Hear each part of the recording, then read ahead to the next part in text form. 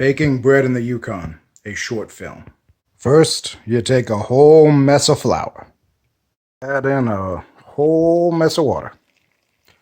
Do your best to crush up your salt so it's a little bit finer. Bemoan the fact that you don't own a mortar and pestle. Mix until it looks like a pile of garbage. Next, you slowly cover your awful looking batter with the salt, which seems insane. Then to make it more insane, you take undissolved instant yeast and cover the dough with that as well. And you go, what the hell is going on? And you realize you're following a recipe by this goddamn madman, Ken Forkish. As you're mixing the dough, you realize this guy might be onto something, because this is a wet, sloppy mess that you can't film. Then, while you're watching some Arrested Development, because what else do you have to do? You knead it. Put your little present back in the bowl. Cover her up. Into the oven. She goes to rise. And then you leave the light on. So there's like a nice little bread sauna, steam room thing, I don't know. Dawn of the next day. Now you want to take your bread out of your little homemade proofing house there and go, oh my god, that was so much the lid popped off. Ho ho ho! That's a lot of dough. Oh, you gotta be real gentle now, because she's a temperamental dough at this point. Make sure you get that dough into a beautiful little tight bundle of joy. Make sure you also attach an extra stick to your secondary bird feeder so that the bigger birds can also feed. Very important process of making bread in the Yukon. Back into the hothouse for another hour, hour and a half.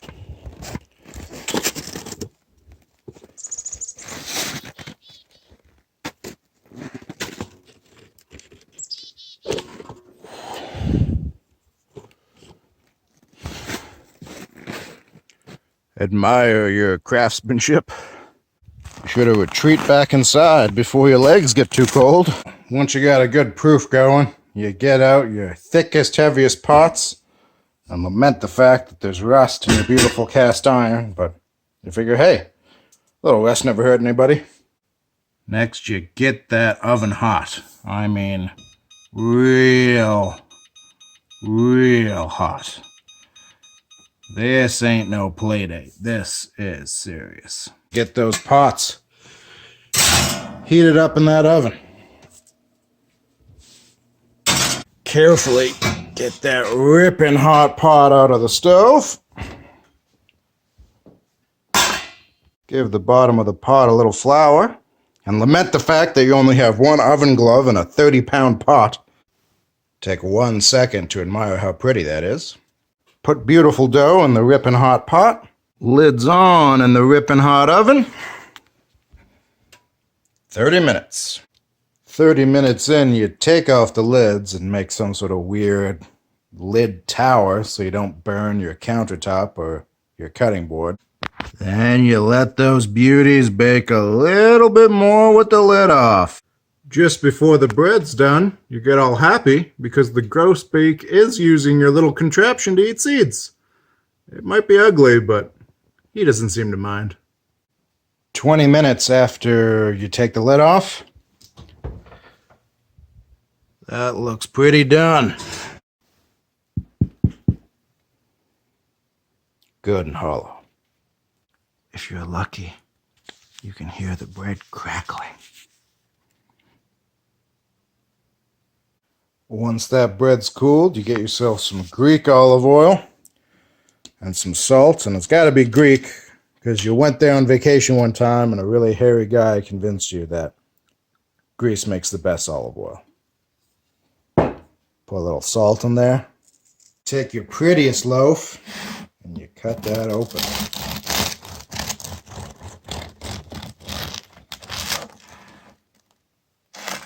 Dip it in some oil.